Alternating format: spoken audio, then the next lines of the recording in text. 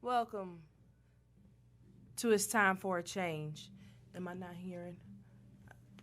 It's time for a change. So, we're here. Yes. We made it. And we had a busy weekend. Yes, we very did. Busy. We had a busy weekend. We even met up with our guest here at one point this weekend. We went to the 5K. If you guys remember from a previous show, we had Jewel on a few weeks ago. And we went into the 5K. What was it called? Purple Laces. Purple Laces. Yeah, 5K walk. Right, 5K walk. And it was cold down there. Yes, it was near that water. But it was definitely worth it. It was worth it. In honor of the victims domestic violence victims whose voice has been silenced. So I was there walking in honor of my daughter Lakeisha and Selena. Mm-hmm. And also Queen Afee was there from Domestic Violence Wears Many Tags in honor of her daughter Anaya, who was murdered last year, July the 30th, due to domestic violence. Was that the one with the cute little baby? Yes, baby Blake. She was gorgeous. She was like walking at like 8 months. She was walking at everything. She's just so gorgeous. So baby Blake, her mom was murdered. Yes. With her holding her. Yes, absolutely. She was actually holding her in her arms when she was shot. Yeah.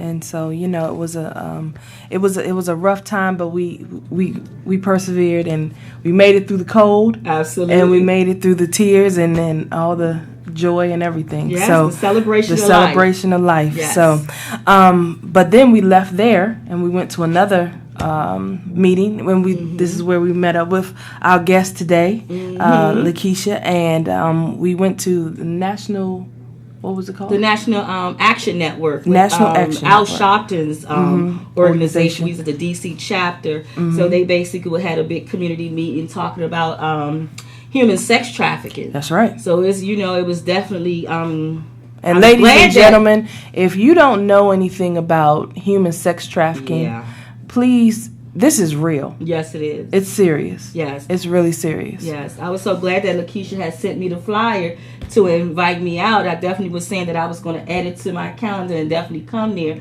because we definitely want to make sure that we have our voices heard in the community and just basically seeing what we can do for our children, because I don't know if people taking this thing lightly with all these children missing. So. But, it's like a war call. I mean, I think until it hits people's homes, I think people are taking it real lightly. Yeah. It's amazing I don't think that you see all these children missing and things going on, and you still don't have people turning out in record numbers. I mean, everybody should be upset. They should be upset the way how the police department is handling things, the way how our government is handling things, the Department of Social Services, and I know they all saying that a lot of these children are runaways, but so what? Even if they are runaways, because I have known girls growing up that when they ran away, they ran into some very dangerous situations.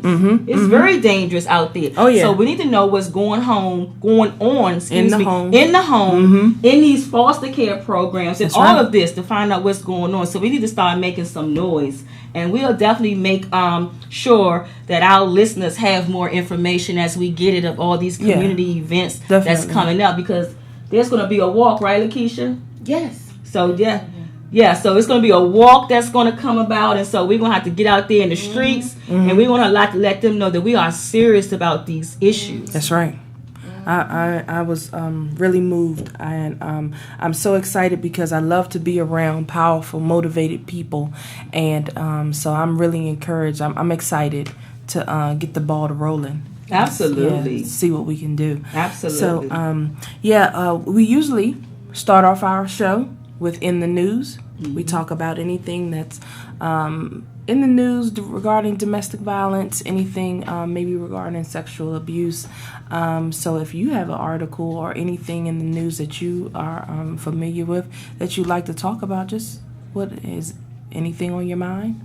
The same thing, that's on everyone else's mind. The sex trafficking, Trump. We're not going to get into that. I think we'll be here all day with that one. We'll be here all day. That might go past our hour. Wait, just get your bottled waters together, get yourself straight, because he's about to start some drums. Yes. Well, I know I do have a story, guys, that was just released. I was at home preparing for the show tonight, and there was an emergency breakthrough on the TV. And out in San Bernardino, California, there was a murder-suicide. And this guy, he went to his, I don't know right now if it's his wife or girlfriend, who she is, because they don't have that much information. Yeah. But he went there and he killed her, killed himself, and in the process, 2 children got shot because she was an elementary school teacher. And he went to this classroom and started shooting. So there's 2 babies right now that's actually fighting for their lives because of somebody else's bad behavior. You know, so that right there, it just really shook me up with that. So immediately I just was like, you know what? I started praying, but you know, we can pray, but there has to be so much more, you know, with the abusers, these people. I just want them to understand that they need help. And we have all these forums, and we're not bashing the abuser, whether it be male or female, but it's time to talk about. Let's talk about what's going on. Why are you so angry? Why do you think that if this woman or this man leave your life, that there is no tomorrow? Right. You know that you don't want to deal with no one else, and you can't see life past that anger. Yeah. So we have to be, and that's when mental health needs to step in, and they're now talking about defunding mental health and all these things, and I'm like, are you serious? It's a mess. We need to put more money into mental health and trying to get everybody the help that they need, because it's so important. Yeah, I would definitely like to hear more on that story. It's his relationship with the teacher. Absolutely. You know, if there's any history of domestic violence with them or what, you know what I mean? Because out of the blue. And what is with this going to schools and killing people? I don't understand it. It's just the craziest thing. What is with going to schools and killing people and hurting the babies? What is this? I guess easy access. You can easily get into a school and go in there and basically, apparently, walk the halls and go to any classroom. Nobody's at the front door checking. And I know some schools, I have said in the Washington, D.C. area, that when some schools I walk in, you know, with me growing up with a father from the streets, it makes me feel like I'm going through Lorton, the jailhouse going in some of these schools. But on the flip side of that, it's needed because everybody got all these weapons and things that they're bringing to school, and nobody is safe. Nobody is safe. Nowhere. Nobody is safe. Nowhere. So what do we do, Lakeisha? You have a 10-year-old daughter, and you know all these things are happening where our children are basically being preyed upon. What is the conversations that's going on with you and your daughter? And now you just had a son. So now you have a young king that you're raising. So the conversation that I have with my daughter is, number one, communicate with mommy. Because a lot of times things happen with children and they don't share it because they don't want to bother mommy, or they're scared, or they may think it's their fault. So one thing that I've done with my daughter at 10 is establish a good communication, dialogue with her, so that she knows that regardless, if someone tells you, I'm going to kill your mother, I'm going to kill you, don't tell, still, you tell mommy. You always let me know, because I told her one day we were riding in a car and I said, do you know that you will break mommy's heart if someone touch you and you never tell me? She said, I'll break my own heart. Wow. If I don't tell you. Wow. I said, well, thank you. So that goes to show that you have been talking to her. You didn't start talking at 10. You've done this over time where now she's comfortable to share with you anything. And she knows now that within herself, it's nothing that I'm going to keep from my mommy. Because I understand that my mommy has my best interests. Right. Absolutely, and I appreciate that. Even down the bad report cards, mommy, I just want to tell you. Just want to tell you now. I know you're going to be mad, but I just want to tell you. And I appreciate the dialogue. Like, you have to have that with your children. And I think so many adults grow up broken because their mothers or whoever was raising them didn't take the time to communicate. So they had to figure it out on their own. Absolutely. So now their children are now adults and they want to communicate with them. And it's a lack of respect. It's a little friction, you know, because now, you know, you done missed that gap, you know, where you should have been talking. Now you want to talk. And yeah, because it takes a lot. It takes a lot to come back from that. If your children didn't grow up with that type of relationship where they can go to mommy and daddy and express themselves, and then that's when you have these strained relationships as adults. You know, and then you gotta, as the parent, you gotta work double to be able to get that relationship back with your child is trusting you, because it's not a given. Because what we gotta realize is that these are little human beings growing up, and even though that's your child, that you still have to be able to lead the way and show them how to communicate, how to deal with conflict resolution. You know, give them the tools that they need. That when you're not there. How can they be in relationship with other people? And if it's not taught at home, then whatever relationship they're being taught in the street, that's how they're going to deal with everybody. Absolutely. So definitely take note of that, guys. We got to get back to talking with our children and expressing things to them and dealing with these issues that's going on. We can't keep sweeping these things under the rug, because your children are dealing with them. And you know how they used to say back in the day, you know, parents, get your children from in front of the TV. Well, nowadays, parents, get your children from in front of social media. Get them off the phones.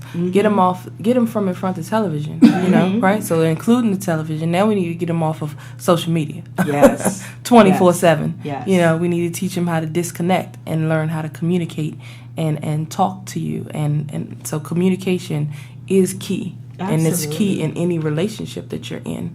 Any relationship that you try to establish, you need to have good communication. Absolutely. And it's going to carry over into their adulthood, in their school career, in their career period. You know what I mean? So, yes, key is definitely communication.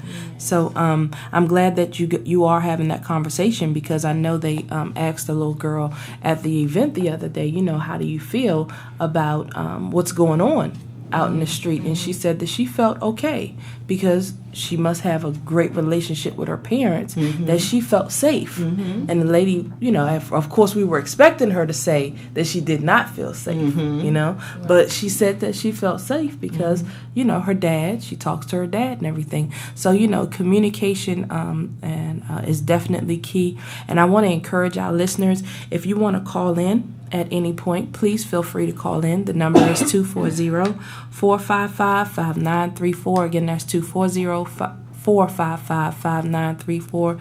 You can call in and share your story or anything, comment on anything that we're talking about today. And so when do we go to... You can go ahead and tell you right. Okay. So, yeah. So, I'm still learning this, y'all. Don't laugh. Don't even try it. So, when we come back, we're going to definitely go ahead and start in with our guest. And so that she has a wealth of information that she's going to share with us today. We have a jewel in the studio today. So we definitely want to get to it as soon as possible. It's only an hour, and y'all know it goes by fast. Very fast. Okay? So we'll be right back.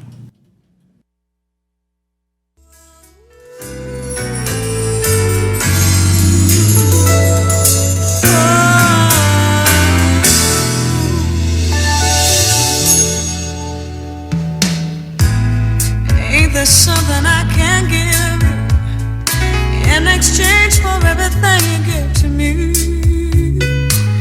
Read my mind and make me feel just fine when I think my peace of mind is out of reach.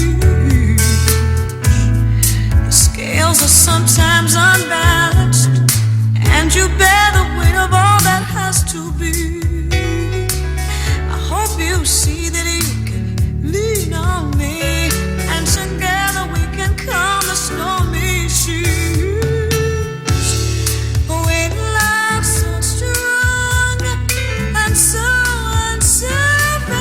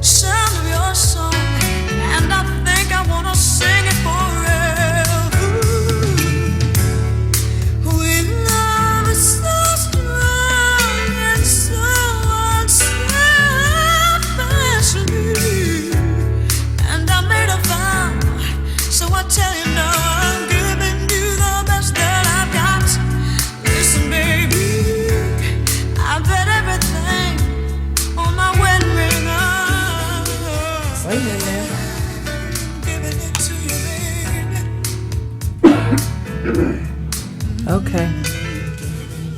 All right.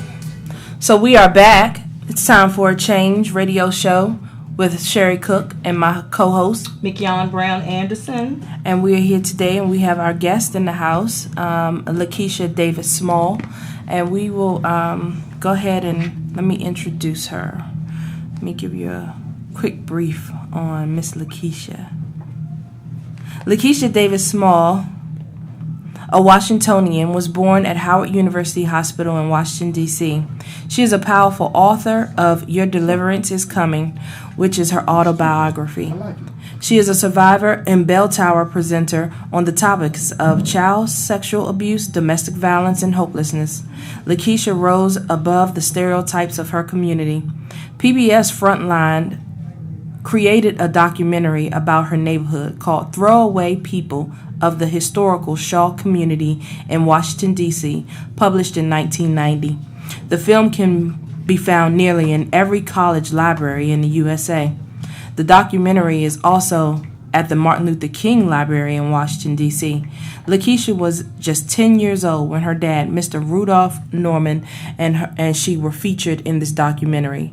Her dad was a single father who loved and cherished her and to his dying day, which was January 15th of 2016. Sorry to hear that, Lakeisha. Thank you. On Dr. Martin Luther King's birthday. Dr. King's story played an inspirational role in Lakeisha's life. As a child, she always admired him, just as she admired her dad. Lakeisha has been working with the Federal Aviation Administration for 20 years, in which she got her job through Cardozo High School's Trans Tech Academy program. So we want to welcome Lakeisha Davis Small.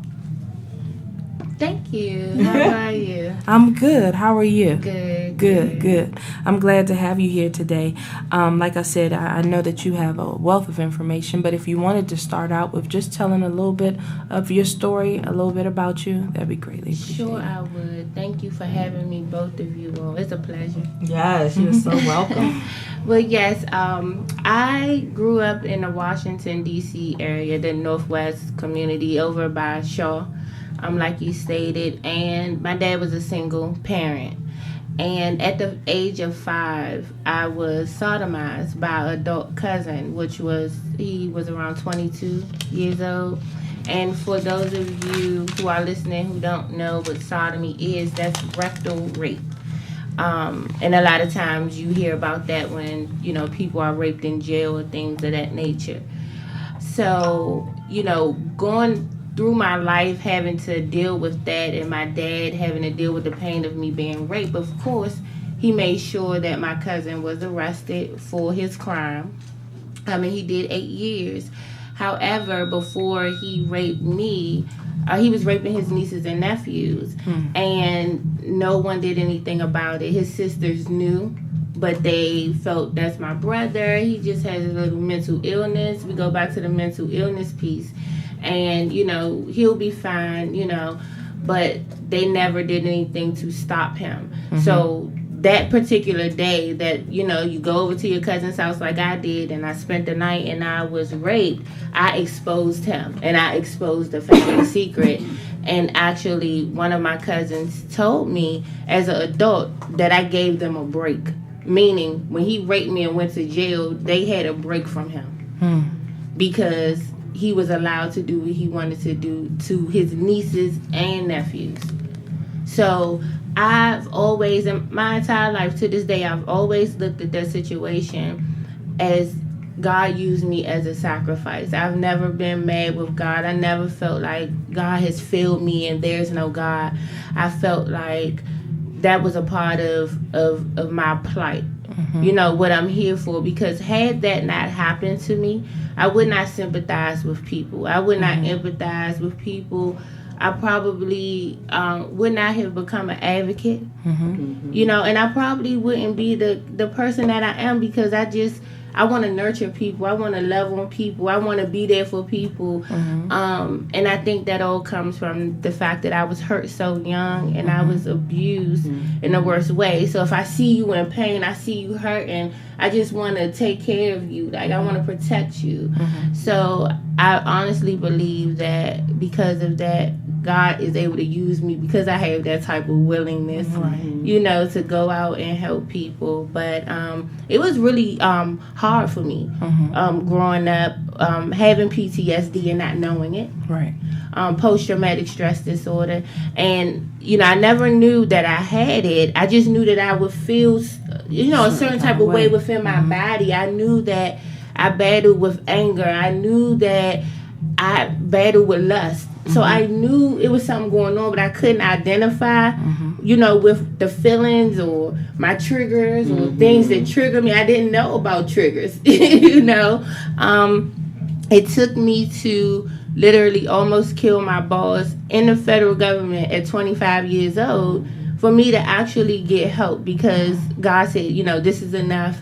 Now I need you to, you know, manage your emotions, because I'm going to send people to you with the same issues that's going to have to manage their emotions. So, you know, throughout this, it's just like, wow, it's a roller coaster, because like I've always said, and McYon has, you know, been on this ride with me for a very long time. I've known her since I was 21, and I'm 38 now.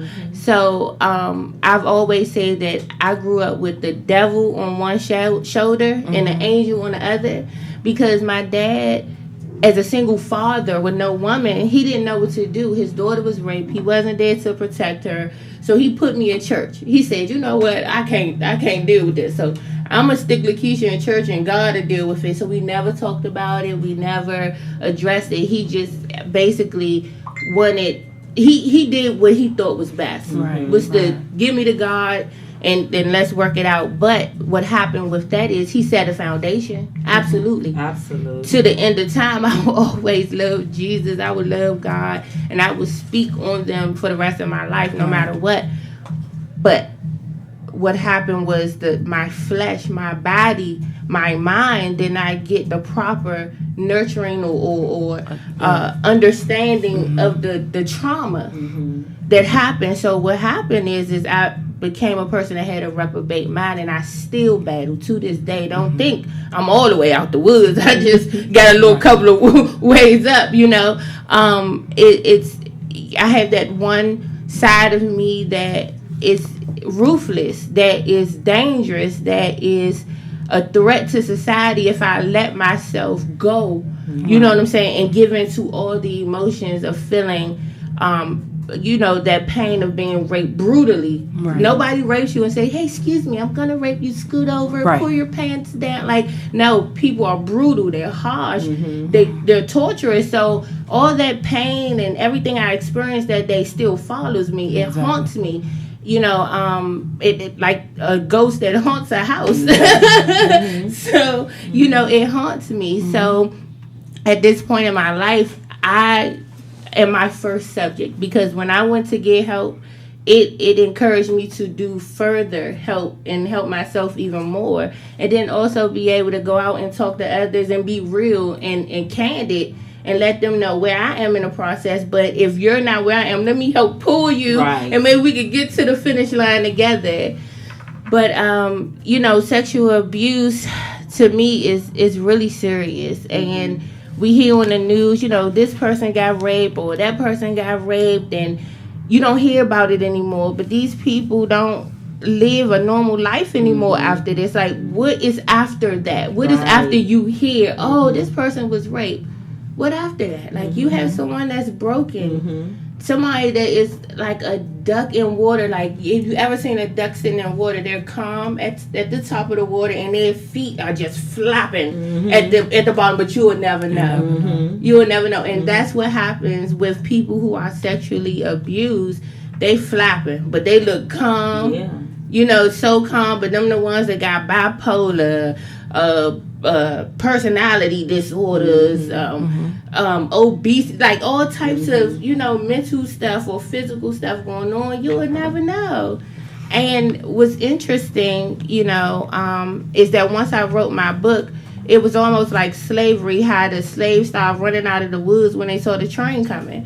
Because when I wrote the book, a lot of people that worked in my agency started telling me that they were raped, and they never told anyone, and they still sit at the table with their uncles and cousins, and they're 40 and 50 years old.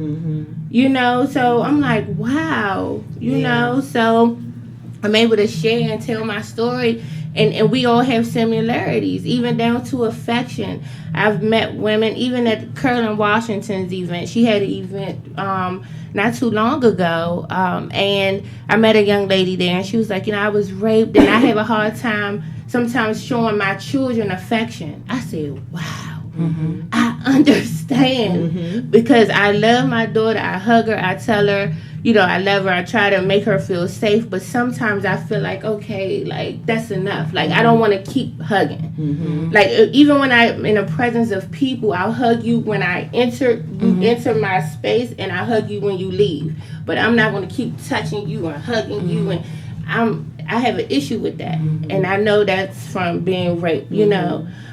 So a lot of people, you know, that have been sexually abused can relate to the behaviors, you know, that come along with that. Yeah.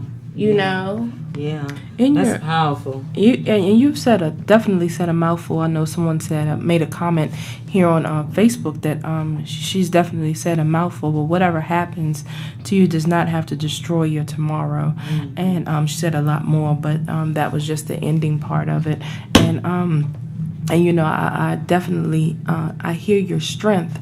Was there ever a point growing up where you didn't feel strong? Oh, absolutely, as a child. Mm-hmm. Because my mind wasn't strong enough to handle what was going on. So as a child, my mind was everywhere. Mm-hmm. I mean, people... Even knowing that he's going to pay for what he did, even in that you still felt that you were, was it like I'm now have this dot on my head, like I'm like a target now, or was it like, okay, you know what, I still feel silenced, I still feel hushed?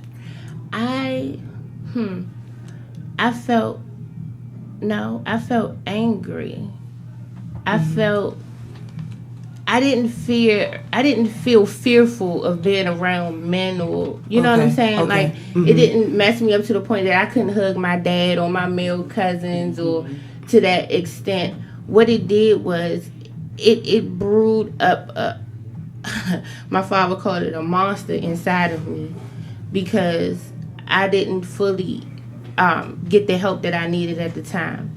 You know, it took 20 years for me to get some help, so my mind had to catch up with the reality of what happened, and I was stuck in Arrested Development. Mm-hmm.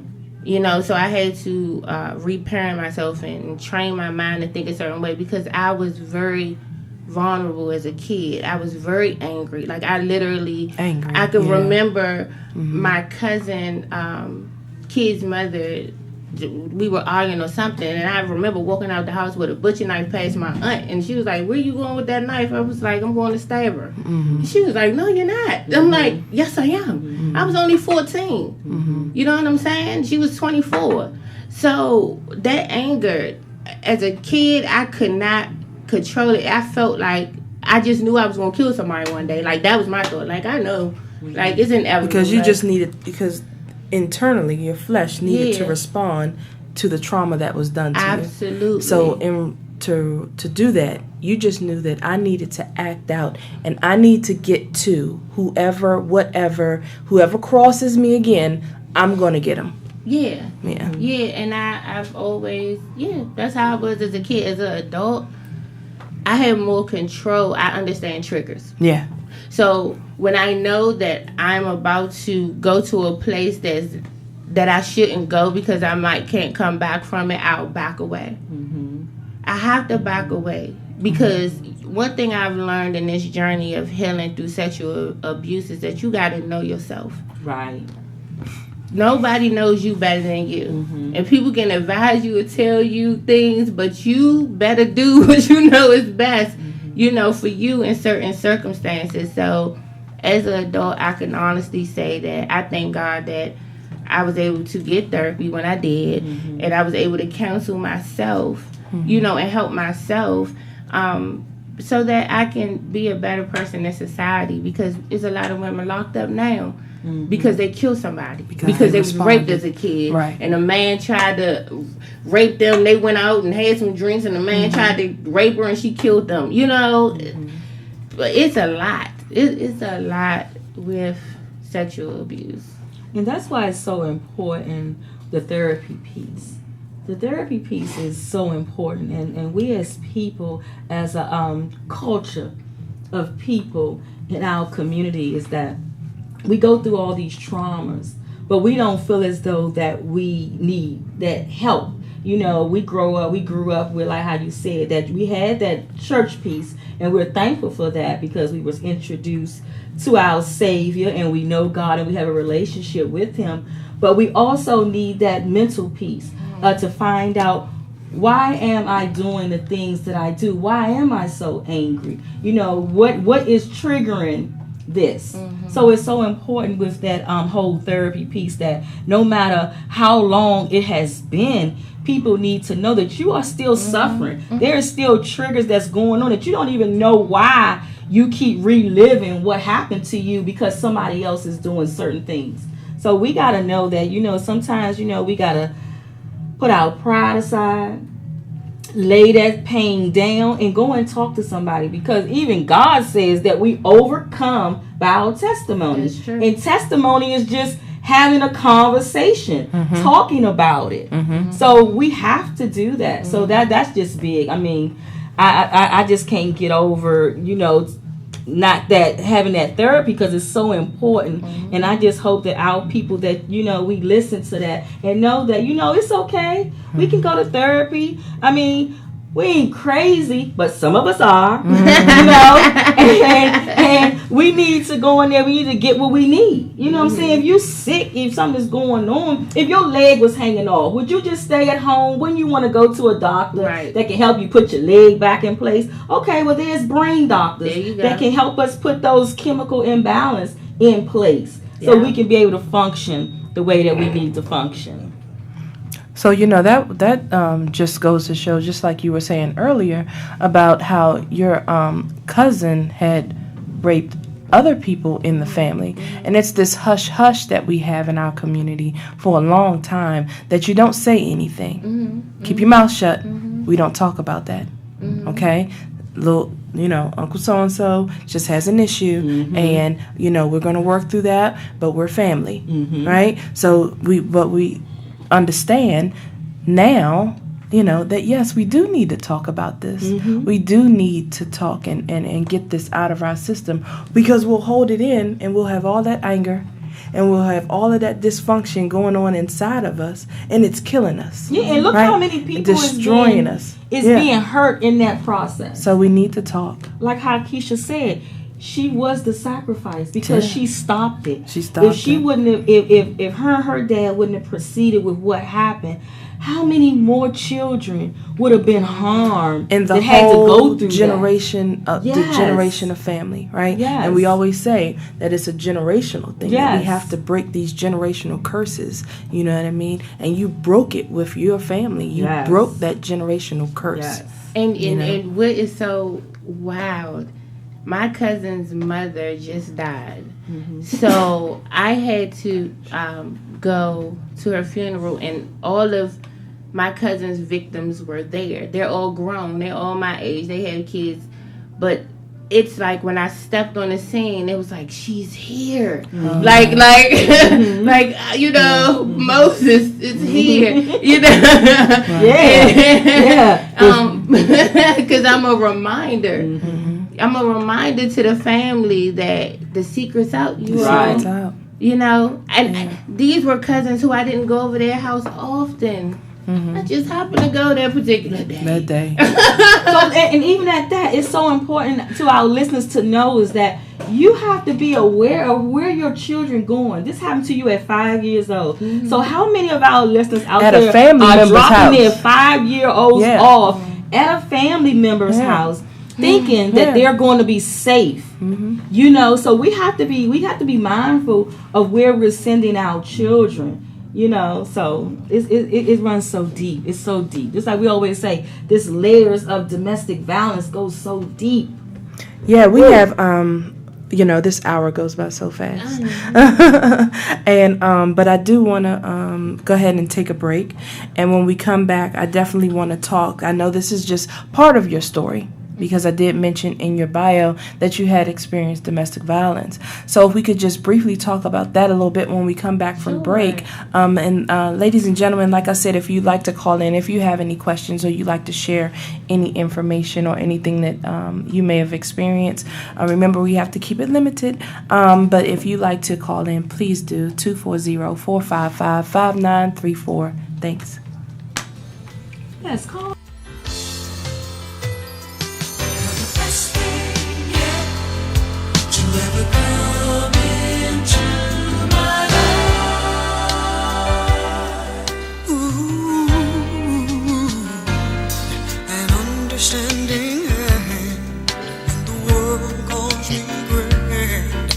Protected my heart right from the start. 685, so strong and true, the very best I've always shared with you. And if I should fall, or if I'm standing tall, I can see you standing there, always willing to share each and every part of me. And you see things I never see.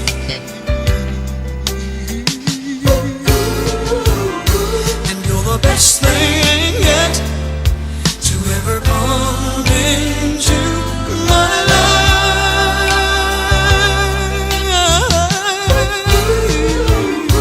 And you're the best thing yet to ever come into my life.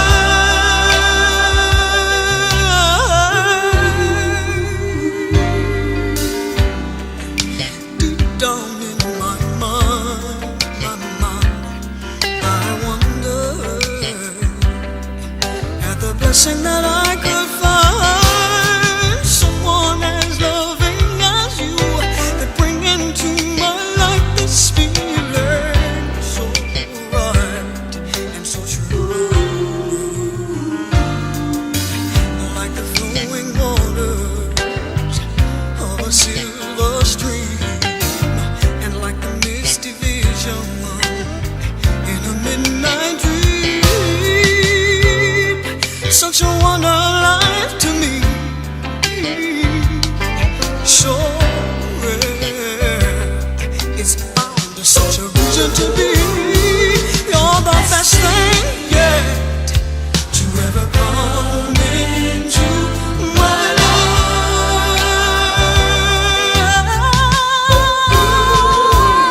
You're the best thing yet to ever come into my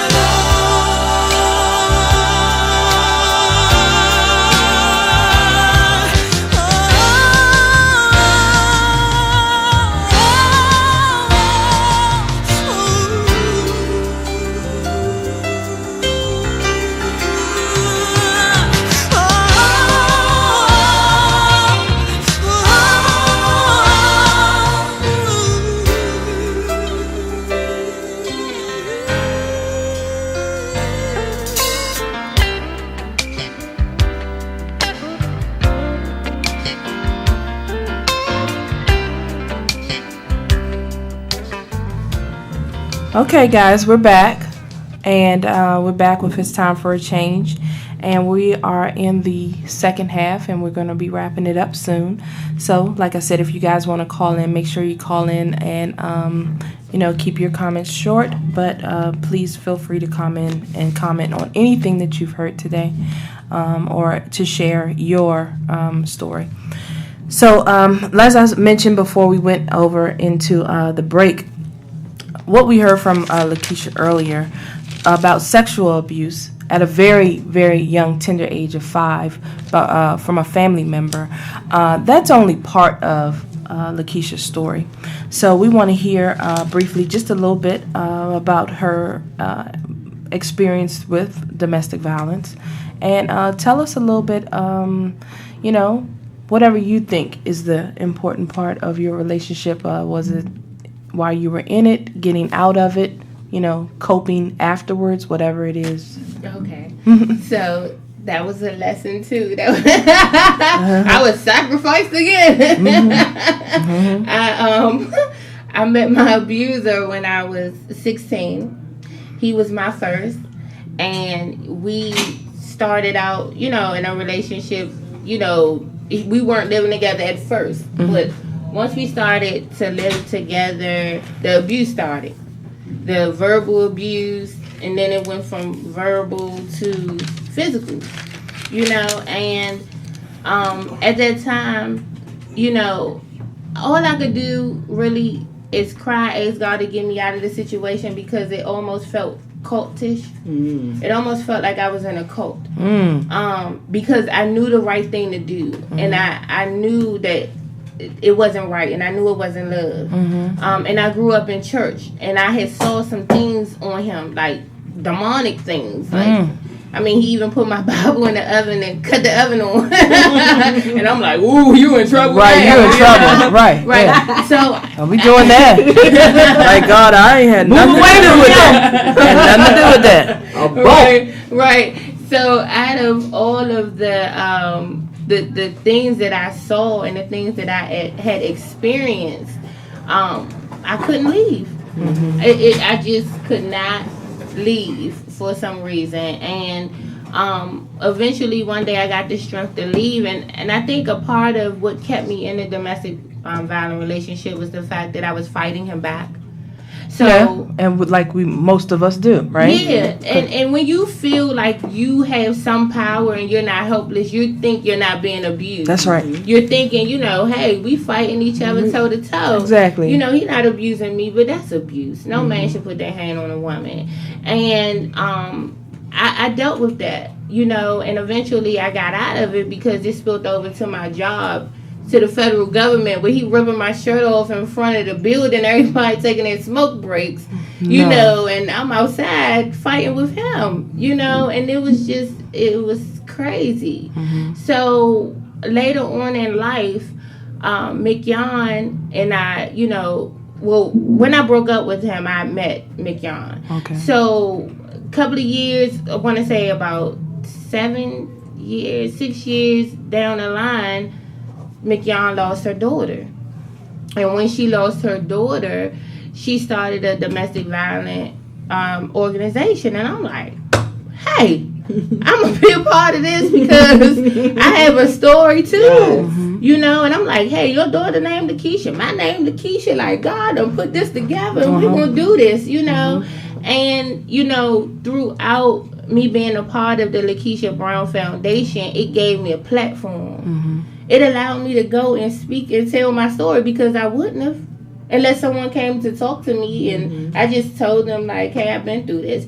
But being with the Lakeisha Brown Foundation gave me a platform to talk to adults, to children, to men, and I do appreciate that opportunity. And I really appreciate McYon being brave enough to step out there to even start an organization, because people who lose loved ones, it takes a lot for them to bounce back from that sometimes. And what McYon did was took her pain and her anger, and she developed this organization, and she fought back. And I'm proud of her for that, because that was her only daughter. I only have one daughter. She has sons, I have a son, but to lose your only daughter, and to bounce back like that, and be on the rise to talk to people and help people, and to have accomplished so much in the 10 years that she's had this organization, I'm really proud. And at one point, I I was doing just enough to get by in the organization. And my dad, bless his soul, my dad came to me one day and was like, Lakeisha, you need to step up. Like, you need to do more to help her. Like, he told me that. I was like, Daddy, I am helping. I'm there. He was like, no, you need to do more. So it got to the point where I was like on overdrive. Like, I was really doing more, and I got promoted to vice president, because I was putting in the work now. Like, I worked my way up, and then now I've been out of the loop for a while because I just had a baby. So I'm slowly but surely working coming back. Yes, I'm trying to work it and balance everything in my life now because I like to move fast. I like to, as you can see when you saw me Saturday, you saw me, then you didn't. Yeah. Like so she has a minute by minute schedule. I understand. So I try to manage my life, but domestic violence is serious, and sometimes people experience it and don't even know they're in a domestic violence situation. Verbal abuse is domestic violence. Someone saying you're ugly, you ain't gonna be nothing, you're lazy, you're tripe, you're this, you're that. They may not have hit you, but they hit you up here. Oh yeah, tear you down. Yeah. They hit you up here. So them deep scars. Deep scars. It's worse than the physical. And then the women, in my case, who were being abused, like myself, I started to become the abuser. He woke up with a butcher knife to his chest, in which I was about to plunge again. God stepped in and woke him up because I'm looking for an angle like, I don't want to hit a bone, I want to make sure this quick and clean. Right. You know what I'm saying? Because when you're in a situation, you think it's survival. He gonna kill me, I better kill him first. I gotta get him first. You know what I'm saying? And the abuse was brutal. It wasn't pushing, choking. I mean, he throwing 2 pieces in a biscuit like we fighting outside, So it's really bad, and I try to tell my daughter and let her know, even at 10, it's not okay for a man to hit you. It's not okay for a man to make you feel little or small, like you don't matter. It's not okay. Absolutely. It's not. So insecurities will allow you to stay in domestic violent relationships. So we in the Lakeisha Brown Foundation, we tackle insecurities and self-esteem because that's the root of it. Absolutely. It is. Absolutely. And I'm telling you, ever since Lakeisha has been with the Lakeisha Brown Foundation, we have been doing some major things. We have been a part of documentaries that we just found out and won 2 awards. So we have to go to New Jersey in June to, be a part of that whole documentary thing. It's going to a lot of the film festivals. And so we're just happy to be able to take our pain and then put it on a path of purpose to be able to reach back and help other people because we understand that it's not about us. That's and right. What we went through to bring somebody else out. So we just on that path, and that's what we're going to do. That's what God has assigned us to do, and He's holding us accountable and responsible because there's lives attached to this movement that we have to definitely get on this train that's going. So we thank you, sis. And I love you so dearly. We thank you for coming in as always. That hour is so fast. It is. It comes and around we have so to fast. Wrap it up. And we just thank everyone for tuning in again. And you can definitely catch the replay on the eLife Media. Is that eLife Media on YouTube? .net on YouTube. The replay, eLife Media on YouTube. Okay, eLife Media on YouTube. You can always send us an email if you're interested in being on the show. That's at Time for Change Radio @gmail.com. TIME for the number 4 change radio @gmail.com. I wrote it all wrong this weekend when we went to the event. All wrong. So nobody's going to be able to get in touch with us. So thank you so much for tuning in, and we're wrapping up, and we will see you in 2 weeks. Yes, thank you guys so much for tuning in. We appreciate you. And definitely, guys, on our Facebook account, please share these videos so we can send this message out. April is sexual assault awareness month, so definitely get that out there. And remember, guys, if you see something, say something.